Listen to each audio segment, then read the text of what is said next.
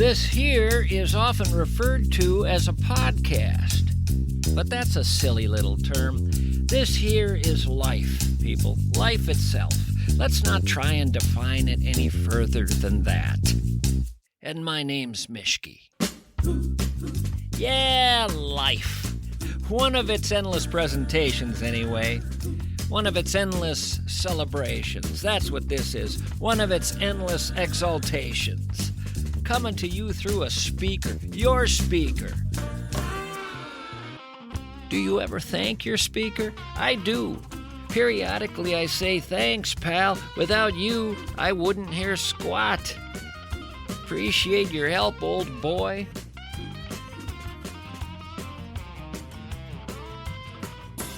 It's the thing that doesn't change from the 1920s to the 50s to the 70s to today. It's the same thing, people. It's a speaker with sound coming out of it. Who cares how the sound is generated? Radio, podcasting, whatever. What we have here is sound coming out of your speaker. Now, will you pat the speaker on the head and say, thanky, thanky?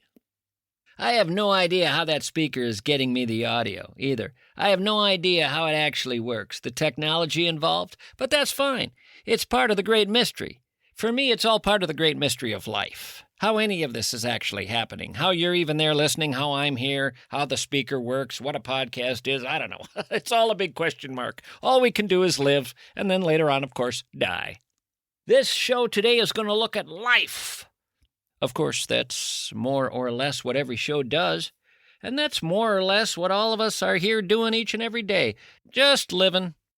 We're on stage, taking part in the spectacle, adding a little bit, marveling at a lot, before the old curtain comes down, and that's all she wrote.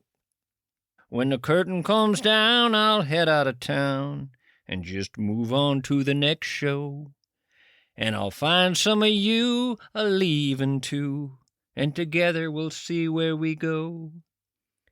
Maybe there's another play on a new stage, maybe a new role written on the page, new lines to deliver, new places to stand. Regardless, I do hope the next thing is grand. I'll be looking for you on the trail. I'll be in work boots with a vintage lunch pail. I'll share a sandwich if you're needing a break, for it may be a long trek we take. And maybe you could drive me to heaven in some Impala from 1967. I'd stretch out in your back seat, enjoy my sandwich of mustard and meat.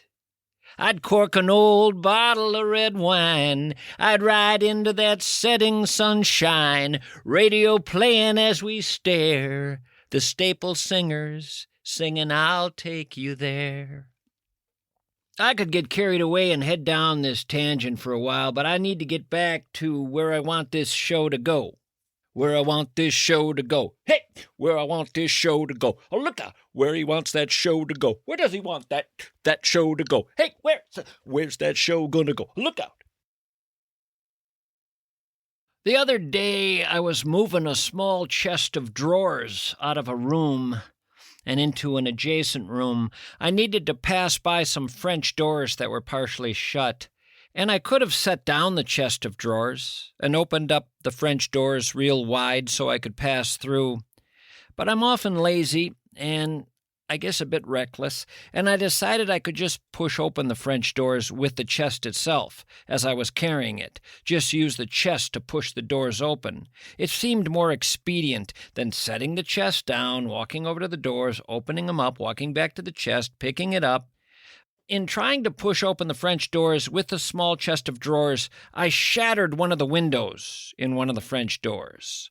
Now, most of my friends could have predicted this would happen. Those who know me might have even bet on it. But I was certain the chest of drawers could do all the work, and we didn't need to waste time setting it down. I just needed to provide a little force, and the chest would push against the doors and push them open. This was not my house, by the way. I was doing a favor for someone else, and in so doing, I broke a window that's a pain in the ass to replace. Yes, it's not going to cost a ton, but it's just a pain, and it was so unnecessary. And I watched it happen, and sadly, they watched it happen. They saw what I could have done, which would have been the prudent way to go, and they saw what I did, which was careless. They shook their head a little. I saw it. I watched it. They didn't shake it a lot, but I caught them shaking their head a little. They tried to be kind, but they were clearly thinking, this man's a moron. So life goes sometimes. But here, right here, I want to speak directly to people like me out there, people who make costly mistakes, unnecessary costly mistakes. Feel better. I want you to feel better. We are not alone. And more importantly, others have done far worse. Good people have done far worse. Smart people have messed up, and messed up badly. I pass this along because I want you to think about these people who have screwed up far worse than you and I, the next time you screw up, as I screwed up recently here. I want you to think about this the next time you do something stupid and it causes unnecessary trouble for others. I want you to think about Chernobyl. They were doing a simple safety check, people. A safety check. Remember Chernobyl?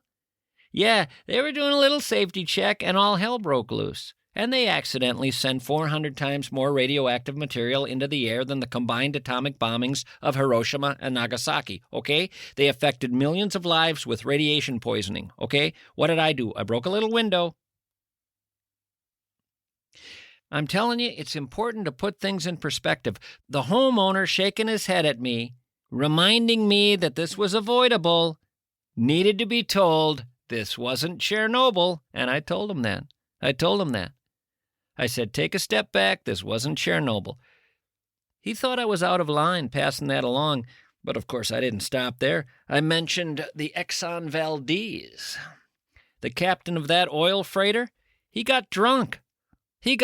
Passed out, ran that ship aground, sending 11 million gallons of crude oil into the sea. I broke a little window. I've gotten a little drunk in my lifetime. Probably did something stupid, too. Probably forgot to turn the stove off and burned some chicken. But when I was being yelled at for that, it was time to bring up the Valdez. It was time to bring up Chernobyl. It was time to bring up the mistakes human beings make, some of whom are really skilled and gifted and smart, but they screw up horribly. Far worse than you and I ever have. Far worse. We need to be cut some slack. I want to start screwing up without it being a big deal. You hear me out there? Because I'm going to screw up, but I'm tired of it being a big deal. Tired of it. Ever hear of the Mars orbiter? Yeah. It was supposed to orbit Mars for months, studying that planet. But the two groups of people working on this project used different measuring units. One group was going with metric units, meters, centimeters. The other group was going with inches and feet. The miscalculation of that led to the spacecraft moving into the Martian atmosphere and being destroyed, crashing to the surface. $125 million gaffe. That's a big mistake. What shade of red do you turn when that happens? Bob, did you use a metric system for measuring? No, sir. We went with inches. Feet, that sort of thing. Bob, this is NASA. This is a Mars orbiter. You're not laying tile in your bathroom here, pal. I'm truly sorry, boss. Sorry, Bob? Is that what you're saying? You're sorry? That all you got for me? That's a $125 million orbiter there, Bob. You have that kind of money on you? Bob, do you know that people are going to tell this story for years? Our crew is going to be the laughing stock of the engineering world. Bob, this is the equivalent of you coming to me and saying, Mars? It was Mars that we were supposed to be orbiting? I thought somebody said Jupiter. I'm sorry. That thing's heading in a completely different direction. My bad. I had heard Jupiter. But now that I think about it, I didn't hear Jupiter from the NASA folks. It was my kid's schoolwork that had Jupiter written on it when they brought it home and set it on the dining room table. That's where I saw Jupiter. Damn it to hell. It's Mars, though, right? Well, whoops-a-daisy on that. Again, my bad. I'll get it right next time. In fact, I'm making a note to myself right now, spelling out Mars and underlining it. Mars. The way I'll remember it is I'll think of the Mars candy bar. We don't have a Jupiter candy bar, so that'll be helpful. Plus, Mars rhymes with stars, and Jupiter doesn't rhyme with really much of anything. I think I've got this, boss. You can count on me from now on. Bob, the only thing we're going to be counting on you for is keeping our bathrooms clean. That's your new gig, fella. You'll be working with mops and rags, and the way you can remember that is mops and rags have the same number of letters as Mars. Mops, rags, Mars. That'll help you, Bob. Also, the number of letters will be the same number of digits in your new salary, whereas before your salary had the same number of digits as the word Jupiter. So this is all working out perfectly, I think, Bob. The next time you screw up anything, you sell something that you realize later you shouldn't have sold. Maybe you sold it for too little. Maybe you realize later that you actually needed it, wanted it. You screw up. You tell yourself this: Russia sold Alaska to the U.S. for $7 million. Russia thought it was a good deal at the time. They were going through economic turmoil. This is the 1900s. They almost immediately regretted it because gold mines and oil fields were found under the melting glaciers. This was an extraordinarily profitable investment for the U.S. We multiplied our investment many, many times just in the first few decades. Russia really screwed up here. Plus, they put us right at their back door. Me, I broke a little window. The top publishing companies in England rejected J.K. Rowling's manuscript for Harry Potter. It's considered the costliest decision in the history of publishing. What did they say? They said, it's too long and too complicated for a kid's book. It's never going to sell.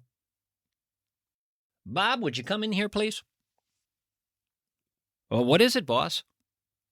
That book you made fun of that you said was too complicated and too long for a kid's book, it's the best-selling book of all time, Bob. Of all time. Best-selling book ever. In the entire history of books, Bob, this one has sold more than any of them. That can't be, sir. It was long and complicated. Too much so for children. Bob, J.K. Rowling, at one point she was a welfare mother, not too long ago either, and she's now the first billionaire in history to make all her money off writing. Mm-hmm. Well, sir, the people buying that book have a screw loose or something. Something's wrong with them, that's all I can say. Okay, Bob, I'm going to need you to walk out of my office now, but not through the door you came in there. I want you to walk out on the balcony there, overlooking the city, and just hurl yourself over the railing, as if you were an Olympic high jumper, okay? I'm going to watch, and I'm going to use this as the beginning of my healing process. This is for me now, so just head out there and allow me to begin this long process of feeling better. Just, if you have to, climb up on that chair, but throw yourself over the railing there, okay? And please hurry. I need this to happen now. All right, sir. I don't get how this helps, but I'll certainly comply. Doesn't change the fact that Harry Potter is a long and complicated book, too much so for children. Bob, jump now. Jump now, please. If you people are like me, a little careless, a little reckless, if you screw up from time to time, you keep these stories handy to make yourself feel better. Don't hurl yourself over a railing. Soothe yourself with these stories. I'm going to be back with a guest to talk about a fella who intrigues me. The guest's name is John Miller. And the guy we're going to be talking about, yeah, you'll find out when we come back.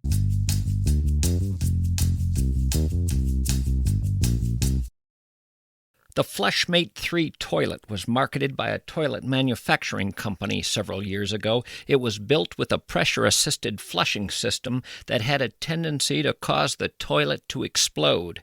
I am not making this up.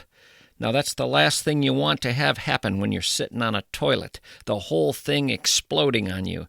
Needless to say, it prompted a recall and lawsuits. This is the time to call Bradshaw and Bryant, folks. They're the most respected and awarded personal injury attorneys in the state of Minnesota, and their peers recognize them as the best. If you are the victim of a defective product, call the best. You pay nothing until they bring you the financial compensation to make your life whole once again. Remember, you don't have to put up with this crap. Call Bradshaw and Bryant. Learn more at minnesotapersonalinjury.com. In the 1990s, I started doing ads for Spectacle Shop, an optical store I was enamored with. I started doing these ads because Dave Ulrich, the owner, showed me that he had something no one else had. I realized he was kind of a wizard with eyewear, and that he had a passion for it I had never encountered before. I had no idea Spectacle Shop would grow to become a Twin Cities institution, winning every media poll anyone ever has as the best eyewear shop in the entire state. I would come to realize that they're being sent the most complicated prescriptions from other optical shops who can't handle them. I would come to see how they offer never-before-worn vintage eyewear frames from 5 or 6 different decades. Spectacle Shop has 4 Twin Cities locations. Find one near you. Learn more at spectacleshop.com.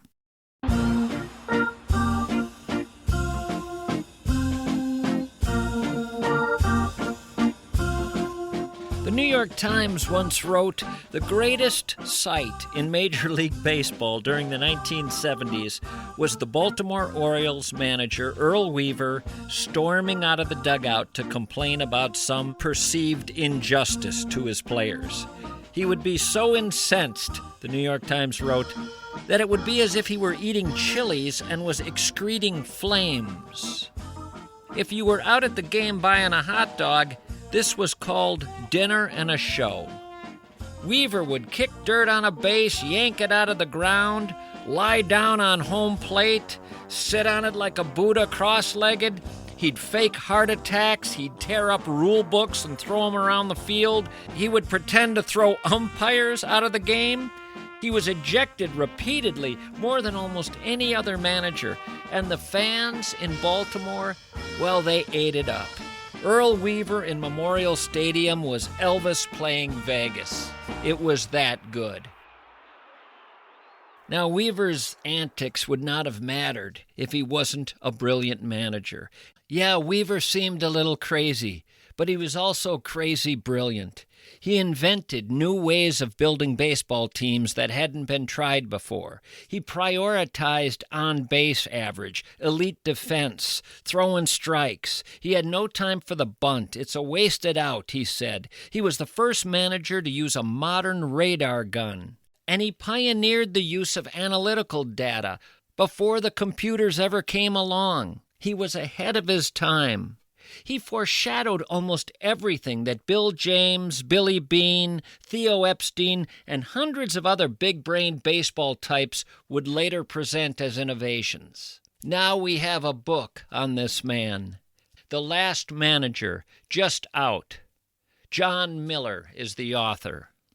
George Will, a baseball fan, a baseball scholar, a passionate reader of all baseball literature, says a baseball book simply doesn't get better than this.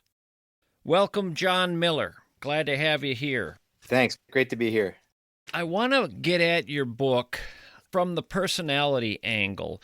You have made it clear that this book could be for baseball nerds, it could be for history buffs, it could be for people into human interest stories. I'm fascinated by people in general, by personalities, colorful personalities, in particular those who we won't see the likes of again. Something about them is wholly original, and that sure seems to be the case with Earl Weaver. It's your view that he was almost entirely shaped by his environment, by what he grew up in, by what surrounded him when he was a young guy growing up in St. Louis, Missouri. Yeah, his environment, which was, like you said, unique in that it's gone now. I mean, it's the world of pre-suburb St. Louis, crowded streets, taverns, bookies in every corner taking sports bets, low-level mob characters, wise guys like his Uncle Bud running the street economy. He was also shaped by his heart, by his desire, which was to be a Major League Baseball player. And when he failed at that, that's what kind of created this very anxious, ambitious guy who became a manager. But he always carried that background with him. I mean, his outbursts at umpires, his sense of a hustler's edge, that came from his upbringing in St. Louis. The St. Louis thing, a lot of people who don't even know a whole lot about baseball know St. Louis is a baseball town in this country, and that fans of baseball in St. Louis have often been called a bit more savvy when it comes to understanding the game. Can you help listeners understand not just this Depression era world of St. Louis, but the baseball world of St. Louis that he grew up in? It was extraordinary. The St. Louis had one Major League Baseball stadium with two teams. So they had the Cardinals in the National League, which were perennial champions, and the Browns in the American League, which were the perennial last place team. So he would go to a Major League Baseball game almost every day between April and September, because if the Browns were in town, the Cardinals were, and vice versa. And he would often go with his Uncle Bud, who was a bookie and who was taking bets on the game. And so he developed this really fine-tuned analytical ability. And he loved watching the managers. He loved watching guys like Connie Mack with the Athletics in Philadelphia, or Joe McCarthy with the Yankees coming through, and he would analyze their decisions and decide if it was good that they bunted or not. And so it was a baseball crazy place, and it was the westernmost city in the major league. So the whole area from Minnesota down to Texas followed the Cardinals, mostly because they were the better team. Followed the Cardinals, which were broadcast on one of the most powerful radio stations in the country. They were America's team in a sense. If you went, west of the Appalachians, and that changed obviously when jet travel allowed teams to move west to go to the coast. But before the 50s, the Cardinals were America's team, and this legendary team that Earl Weaver grew up with, the so-called Gas House Gang, with Dizzy Dean, Ducky Medwick, Slaughter, later Stan Musial. They were America's team in a sense, and so when he idolized them, and then later signed by the Cardinals, that was his biggest dream, was to play baseball, Major League Baseball, for the Cardinals.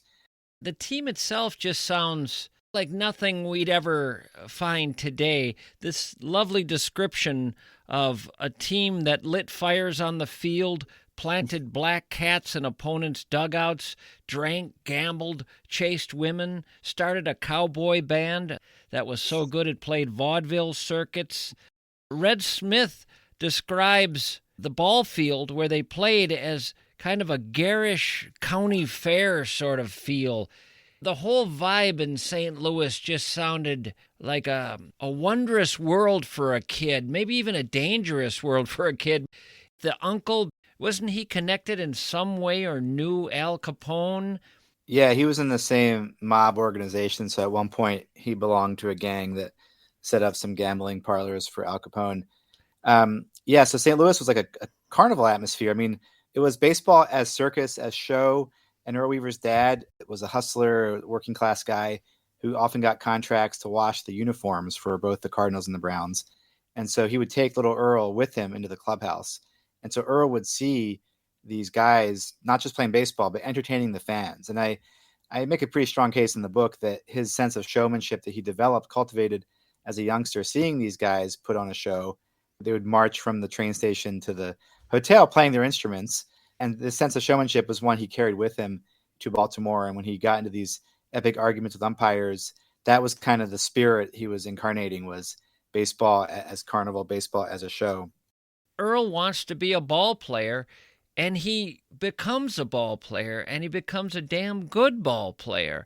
Almost good enough to make the majors. I think you make the argument that he was good enough to make the majors, but for one man's decision that altered whether or not Earl made the majors. He wasn't going to be a great major league ball player, but you do make the argument that his dream of playing baseball on a major league field could have and maybe should have been realized, but something happened. That's right. So there's this joke about Earl that his players told when he was a manager later on in Baltimore, that the only thing that Earl Weaver knows about pitching is that he could never hit it. That was a joke they would tell. But Earl actually was a three-sport star, and I like to use this example. When he was 15, he hit a home run at Sportsman's Park in a Youth League All-Star game with a wooden bat. And I coach high school baseball now, and I don't think many of my players could hit a home run in a major league park with a wooden bat. It takes a lot of ability and strength and bat speed. And Earl also was a star running back on the football team and point guard on the basketball team. And they even won a state title in basketball. He played semi-pro basketball leagues in the offseason, reported in the papers as being one of the best athletes in the city. I talked to a guy who was in his 90s who remembered going to high school a little bit after Earl, and they would still talk about him, about what a stud he was. That was the word they used, stud. And so, yeah, he signs at 17, and his first 4 minor league seasons are pretty good. He is team MVP 3 of the 4 years, and that earns him this trip to St. Petersburg, Florida, to Major League Baseball spring training camp with the Cardinals.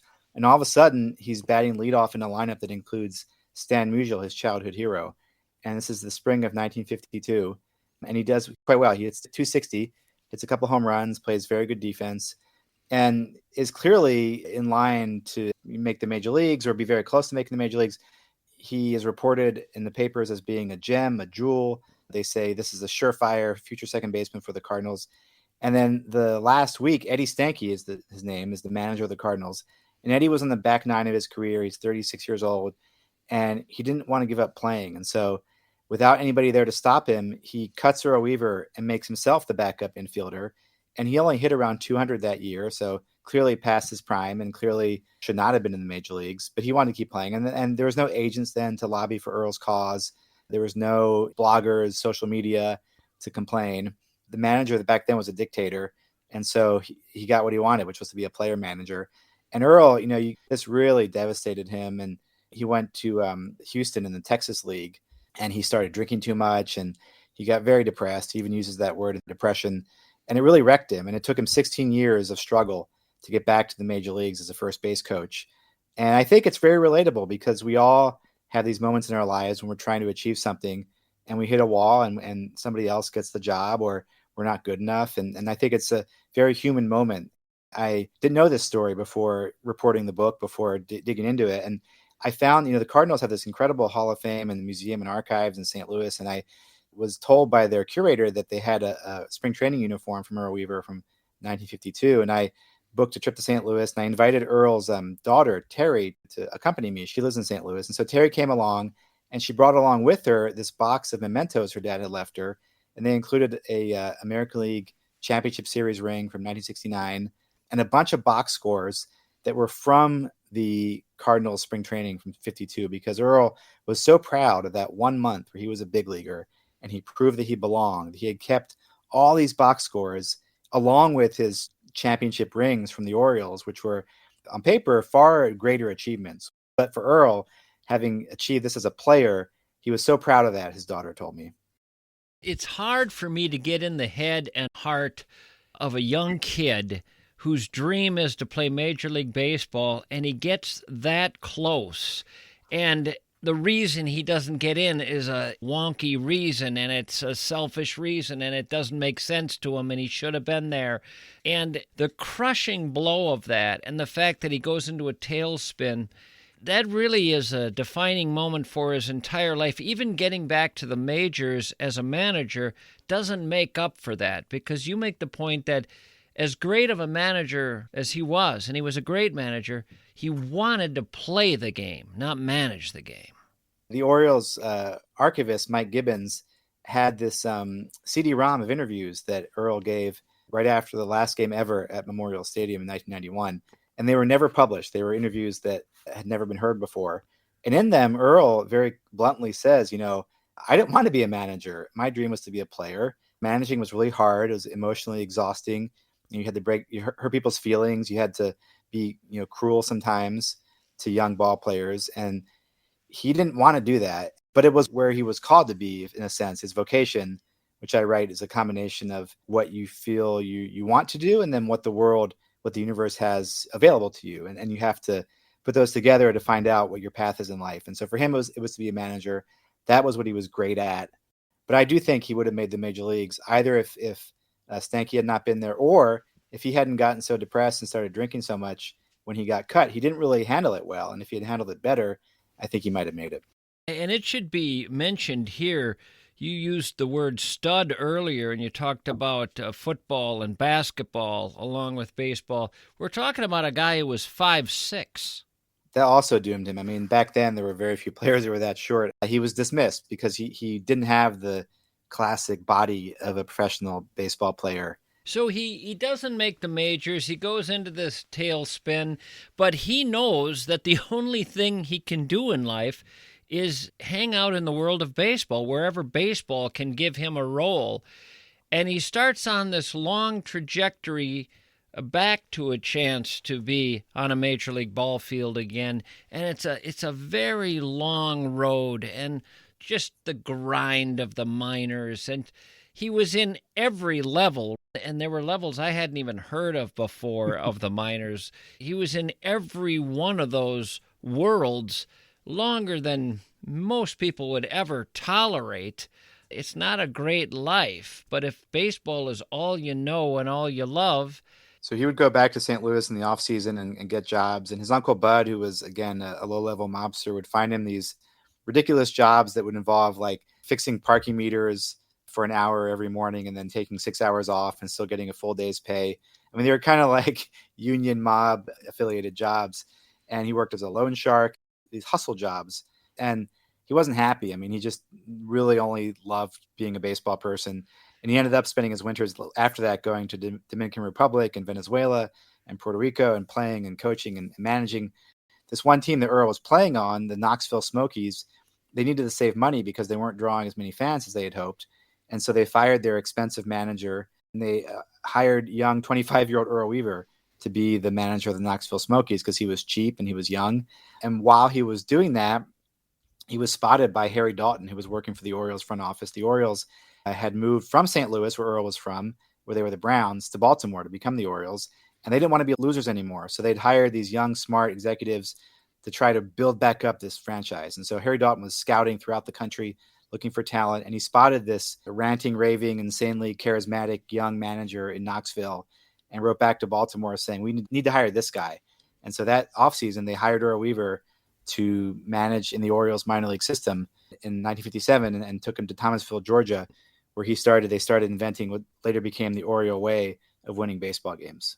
And after that, Earl Weaver had 26 consecutive winning seasons. So he had 10 in the minors and then 16 in the majors. At every level, he kept on winning and winning pennants and developing players and motivating players and drawing fans because he was such a wild, charismatic guy with his fights with umpires. Even though he's a problem because he's drinking too much and he's getting to all these fights with umpires and pulling outrageous stunts like climbing up the center field flagpole after he gets thrown out and sitting on top of the pole. And after the game, they have to call a fire department to come get him down as if he were a cat. Despite all these stunts, he keeps on winning. And so he's only 37 when the Orioles appoint him first base coach in 68 with a clear path towards being their next manager. He's manager before that season is out, right? The All-Star break, they were having a mediocre season. So they fired Hank Bauer and they appointed this little 5'6" first base coach as the manager and kind of stunned everybody. Nobody really knew about Earl outside of Baltimore. I'll take a break and be back on the other side of this.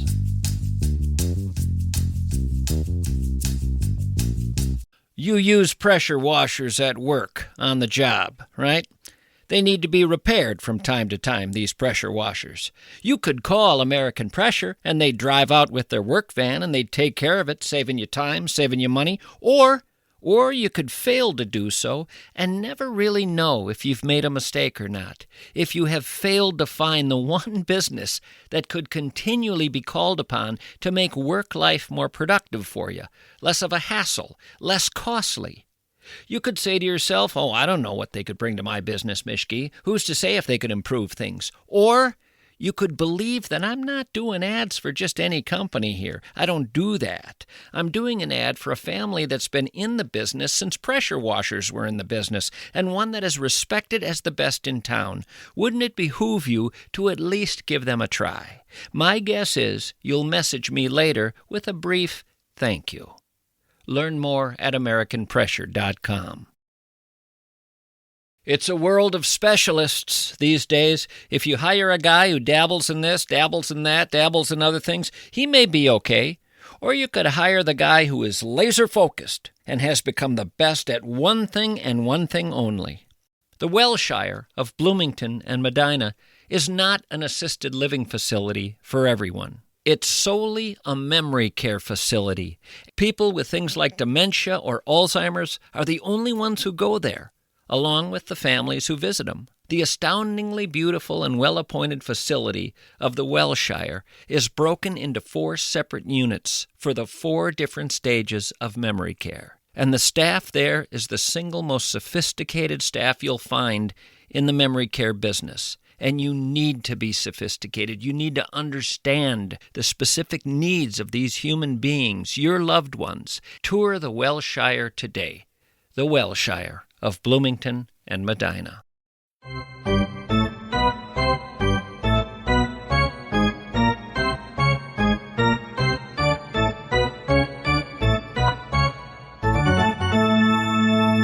When he becomes manager in 1968, was there any sense of him having climbed a mountain in his own mind? Any sense of, no, I didn't make it to the big show as a player, but I'm standing here right now managing a big league team?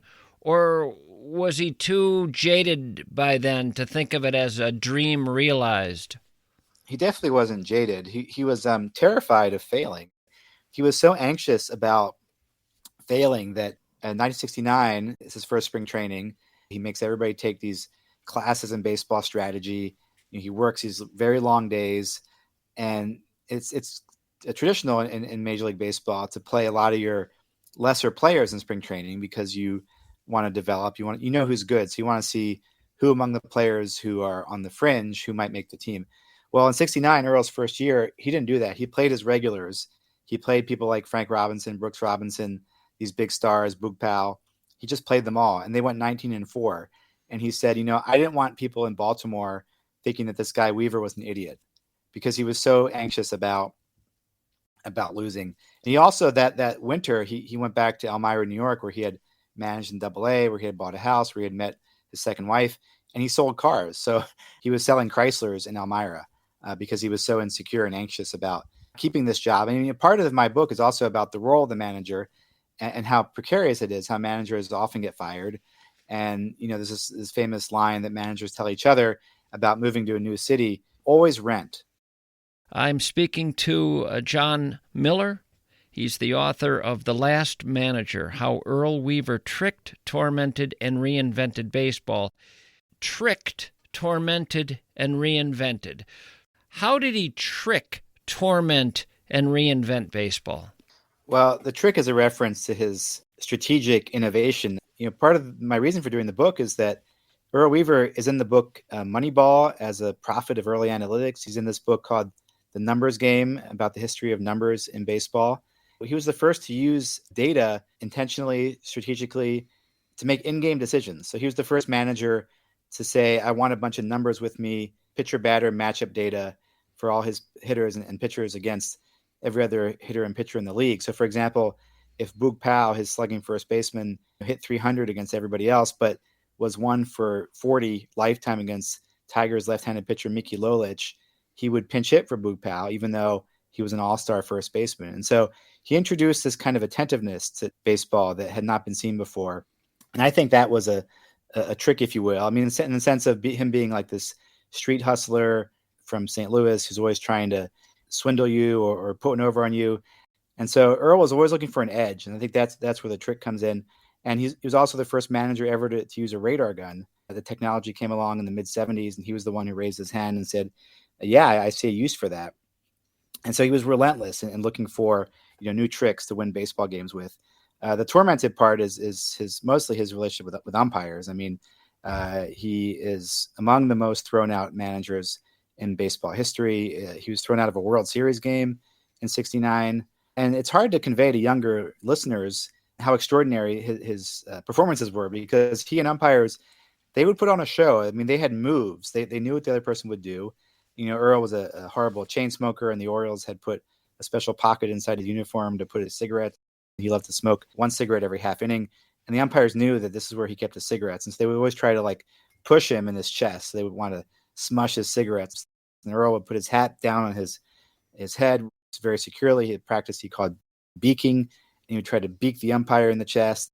They would go at it for 3 or 4 minutes, and the whole stadium would stop and watch these guys, perform.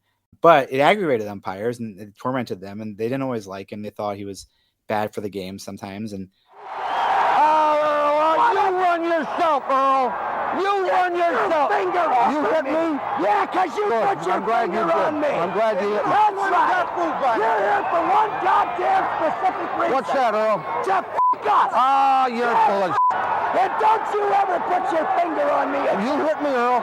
You put your finger on me. That's okay. Damn right. You touched me. I didn't. You ain't gonna knock nobody on their ass. You do it again and I'll knock you right in your nose. I didn't touch you. You pushed your finger. I did not. No, you're lying. God damn it. You're lying. No, you are. You are lying. You're a big liar. You are a liar, Earl. You are a liar. You are. One thing that was very helpful to me, putting it in context, was when you made the point that this was a time in history, the 70s, when baseball managers were American royalty, and they were really powerful in the game, and bigger sometimes than the players, bigger stars than the players.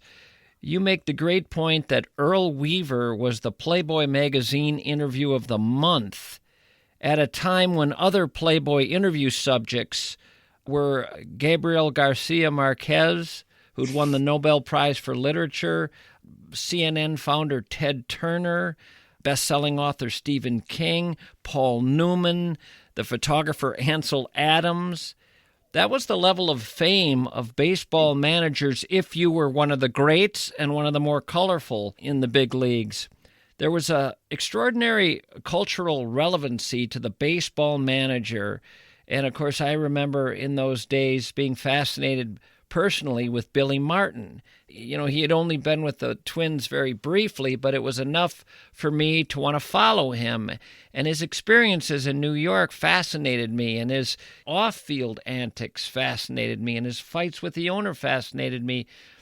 But to read about Earl Weaver, he kind of leaves Billy in the dust in so many ways. He's more interesting, wilder, more fascinating, smarter. You call him part wizard, part general, part clown. I want to go back to this fighting with umpires business. So a lot of young guys today sit and watch YouTube videos of Earl Weaver arguing with an umpire, and you can watch them endlessly, and there's so many. I want to get at what's going on there. What is he doing when he's doing that? Earl Weaver was all about winning, all about finding an edge, all about being the best at what he did. This wasn't clown time to him, was it? I think it's a very complicated question and complicated answer.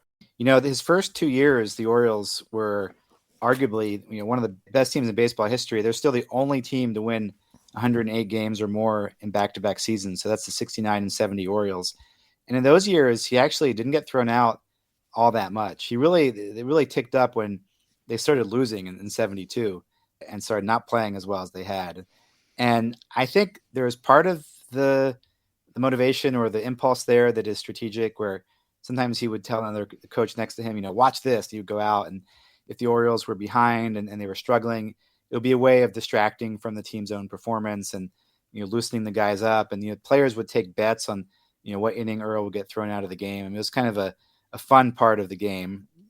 But also, I think he had anger issues. He was impulsive and couldn't control his frustration and anxiety. And, he came from a world where there was no, therapeutical road to conquer any of these demons. I mean, it was drinking and fighting and yelling. I mean, that's kind of how men handle their emotions in the world that he came from. And I think there's part of that was reflected in how he behaved on the field. I mean, he would threaten umpires to, knock them right on their nose. And there was a violence to it. I don't think it was as fun and innocent as if you watch the YouTube video, it's kind of like a clown. But I think, my favorite saying as a journalist is many things are true at the same time. And I think there was an aspect of strategy, an aspect of anger, and an aspect of showmanship. And they all went together, and back then the American League would send out memos to all the umpires when it got really hot. They would say, be careful if you're doing the Orioles series, especially against the Yankees and Billy Martin. These guys they're going to go nuts, and you have to be ready for it. In the book, I examined this famous hot mic incident with this umpire, Bill Haler, in 1980. And Ron Shelton, the Hollywood film director, he wrote the movie Bull Durham. He wrote the umpire argument scene based on that, Earl Weaver and Bill Haler going at it. He said, as soon as they start responding to cues, then it becomes theater, and it becomes something bigger than just these two guys arguing. You see in that hot mic on YouTube, it's like 3.5 minutes, and they're saying the same thing over and over again. And then Earl leaves, and he comes back, and he leaves again, and he comes back again. You could not script that in a more entertaining way. There's something very show business about it. The spectacle of it, I think, is what's fun and special about it. And I think people miss that. I think people miss the show of the argument. But you can't have that unless somebody's wrong. And with instant replay, nobody's ever wrong. Yeah, I've watched that clip, and if I take Earl Weaver seriously, the man needs help. It's beyond the pale. If I take him as showman, well, then we're in all-star wrestling country, and I get it. If I take it as motivating his team, I also get it. But I can't take him seriously, and I watch the umpire too to see, wait a minute, if a guy were really talking that way to you and meaning every word of it, you wouldn't tolerate it. Baseball wouldn't allow an umpire to tolerate it. I mean, there's something about it that reminds me of the way hockey fights are tolerated. I think that's the best analogy, is the hockey fight analogy, because the game stops and something else is happening, and it's not about the baseball game. And the rules of sort of, propriety or civil behavior, they're suspended while these guys act out this conflict. Some umpires thought he was too menacing. I mean, they gave him these nicknames like the Ayatollah or Son of Sam, who was a famous serial killer from the 70s. And they thought he should be banned from baseball or suspended. But he was too good for baseball and too good for the Orioles.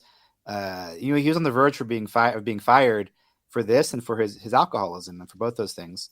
But he was so good at the rest of the job that they never managed to kick him out of baseball. Yeah, that's the critical thing here, is that I think you make the point that if it was all this showmanship, and if he was just a colorful character and didn't win, there'd be no reason to write this book. What's amazing is he wasn't just kind of good.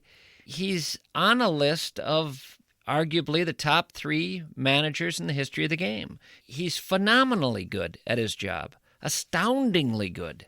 I think so. And what makes baseball fun is that you can have debates and arguments. And I would take that position. I think not all baseball historians would, but I would.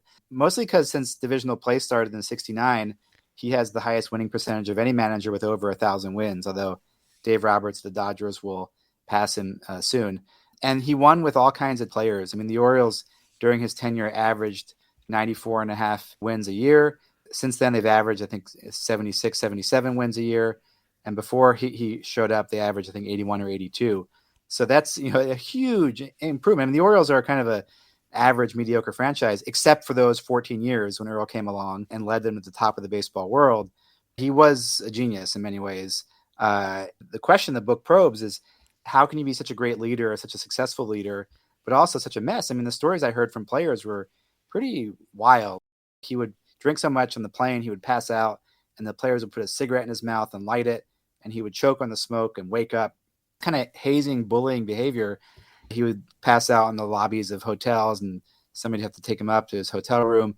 Yet the next day, they would follow him and they would play hard for him on the field. And so how can both these things be true? And I think the answer is that he was so passionate in his vision and so clear and cared about what was important. He didn't hold grudges. He didn't play politics with players, played the best players. He had a winning strategy. and he was committed to it. And players love that because he allowed them to be the best version of themselves. And people like Jim Palmer or Eddie Murray credited him for helping them get to the Hall of Fame because he had this vision. It's astounding he made it to 82. 3-pack-a-day smoker at one point, just hammering through the rallies. As you mentioned, a cigarette per half inning, so 18 smokes a game just during the game. Boozing daily, hitting it hard day after day after day after day. It is astounding that he lived as long as he did. He does hang it up early as a manager. What happened? Did he burn out? He's wanting out at 52. He retired after the 82 season. He was 52. And he had been saying for years he was going to retire. He is somebody who had only cared about baseball, his own words, since he was 4 years old. And so he wanted something else in life. His line was he wanted to, for once, not see the sun set behind the left field bleachers. And when he retired, in that year, he gave these interviews where he said, this world of pro sports, maybe it's not worth it because I don't know my kids. The poignancy and his willingness to speak the truth about life, professional sports. I mean, over and over in my research and my reporting, I would see or read Earl Weaver saying these things that had so much wisdom to them and so much truth-telling in a world where usually it's cliches. Nobody will say, professional sports is devastating often to marriages, to families. And here you have Earl Weaver saying that. And so he wanted to hang out and spend more time with his wife and grandkids. And he was burned out. Yeah. And then he had the honesty to admit it. And I think that's also kind of beautiful in that people are that successful, making that much money. They often don't know when to quit and they hang on for too long and their heart's not in it anymore and they keep doing it. And Earl, when his heart was not in it anymore, that he quit. And I think there was something noble and inspiring in that. We have to throw into this mix the fact that he was more than a baseball guy. You make the point that he was a charming, sensitive guy who liked to garden. He liked to cook. He played ukulele. He loved poodles. He could quote Shakespeare, I read. I mean, this is what's fascinating to me about this guy and why I'm not surprised when it comes to looking at the success of your book, because there's so much to this guy.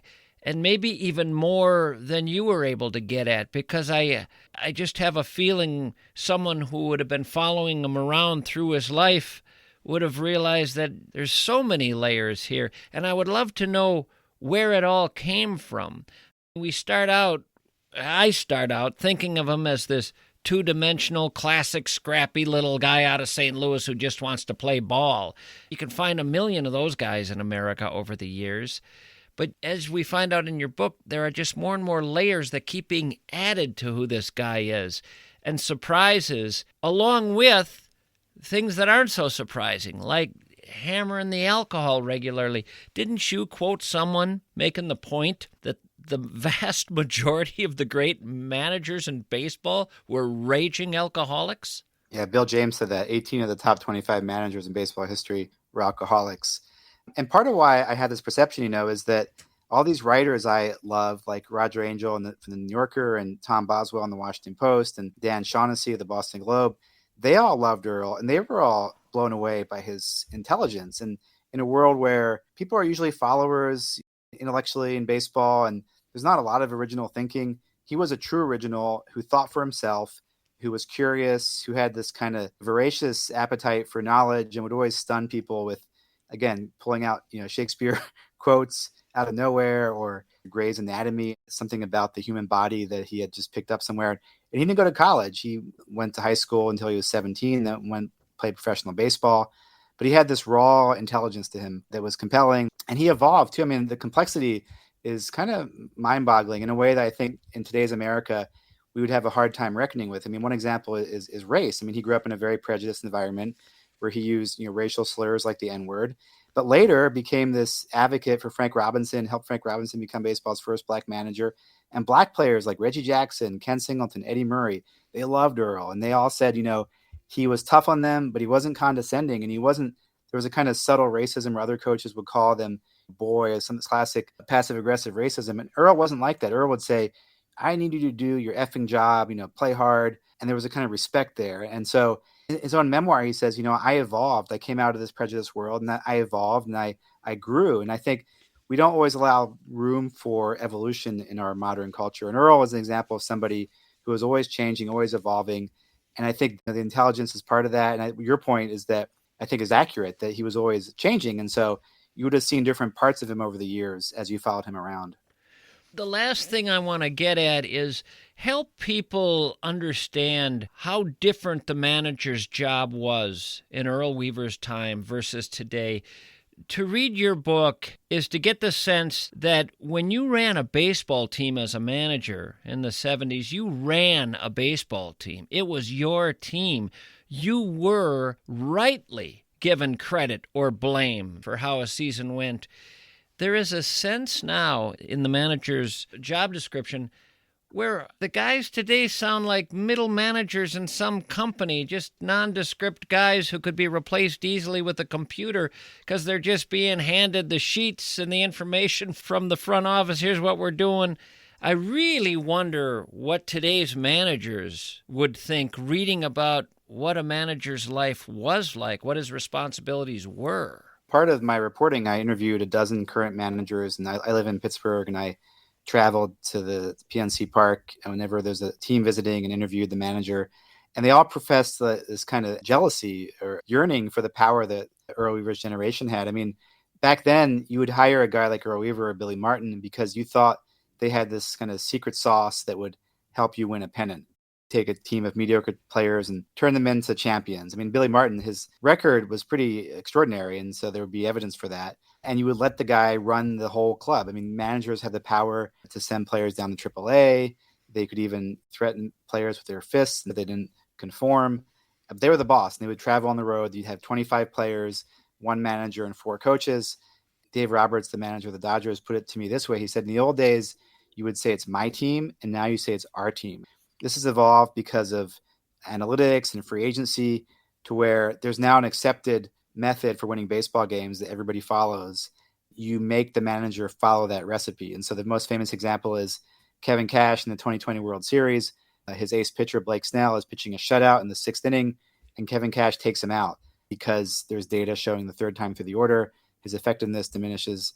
Everybody just says that's crazy, but that's how it goes these days. And if a manager doesn't follow the recipe, then they're replaced. And so you have to conform to what the front office says. And the big stars now are the general managers. I mean, people like Billy Beane, who's romanticized in the book Moneyball. These are the new cultural heroes as the general manager, no longer the manager. I found them very impressive, kind of like CEOs I used to cover at the Wall Street Journal. Very polished guys, very smart, who could explain contract law to you, who could tell you about all kinds of probability theory involving baseball, but not the charismatic leaders as before. And I think that is kind of lacking. I mean, the Orioles this year have had this leadership crisis with Brandon Hyde being fired after a really bad start. And it's clear, or it has been clear, that they missed some kind of human leadership, some kind of charisma that would help these young players, play harder, play better. But that was what it was all about back in the 70s, was somebody who was a fiery, vocal, charismatic leader in the clubhouse. And they were on top of the baseball world. I mean, the Orioles won more games than any team in the 70s. They were the kings of baseball when baseball was the country's number one sport, the national pastime. And Earl had them on top of the baseball world for almost 15 years. The book is The Last Manager: How Earl Weaver Tricked, Tormented, and Reinvented Baseball. John Miller is the author, and he has been my guest. Thank you, John. Thank you. Very entertaining. Thank you.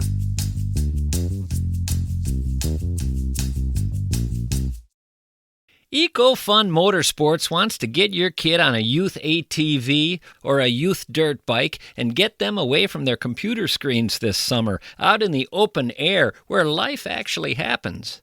These machines have never been safer, folks. You will be stunned by the built-in safety features that put parents' fears to rest. And while you're there, parents, Get yourself an e-bike and enjoy the outdoors yourselves with the most sophisticated state-of-the-art e-bikes in America, designed to take you down trails and along country roads with no work on your part or as much work as you care to offer, all the while offering you scenery in all directions and no worries of getting all worn out. EcoFun Motorsports has even more than this, though. It's simply the place to go for fun on wheels, including motorcycles and side-by-sides.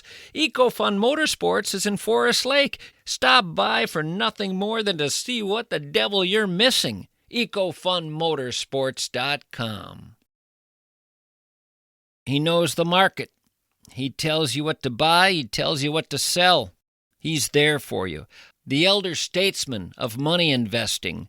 40-plus years of understanding how to do this right and how to avoid doing it wrong. Managing your money with a wise head and a good heart and a caring approach. He's Josh Arnold, folks. He wants to work with you on your retirement savings, working with you on your 401k, your IRA, because he's the best. He's solid as the day is long. I can call him right now, and he'll answer the phone. And he's offering you a 48-minute free consultation.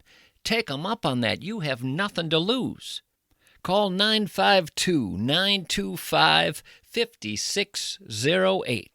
Tell him where you heard about him. Investment services offered by Josh Arnold Investment Consultant, LLC, a security and investment advisor. Past performance is no guarantee of future results. All investments involve risk. Tommy MISCHKE is a paid endorser.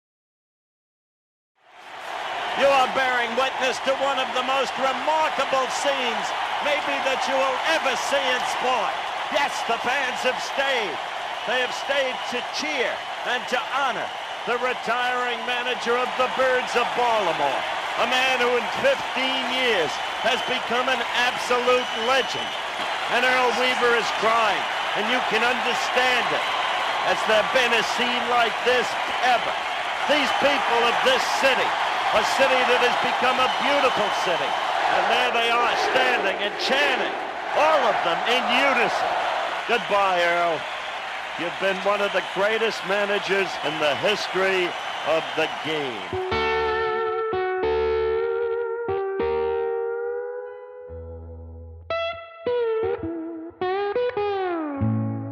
I can remember coming to the end of a memoir I was reading, and the author, who had just spent 300-some pages writing about his or her entire existence, delivered the sentence, "What really is the meaning of one human life?" And I found myself thinking about that sentence when closing the cover on the book, The Last Manager. I had been through Depression-era St. Louis with a kid named Earl Weaver. I'd been all over the country with him growing up. As a young man, I'd seen America change and a man change. I studied this complex guy, many faults, many admirable qualities, and I marveled at his trajectory and all it said about him and about life and about living. And I thought about that sentence, what really is the meaning of one human life? I don't know. There are always those things all of us can relate to, resting side by side with those things that seem so extraordinarily different. It's that mix in a life of the familiar and the foreign, that intriguing mix that's always there in a good story. Human lives are stories. Earl's tale was pretty captivating for me.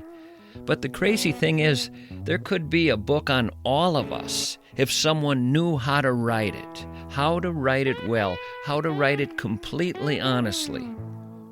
There are 8 billion good books that could be read that will never be written about lives on this earth right now.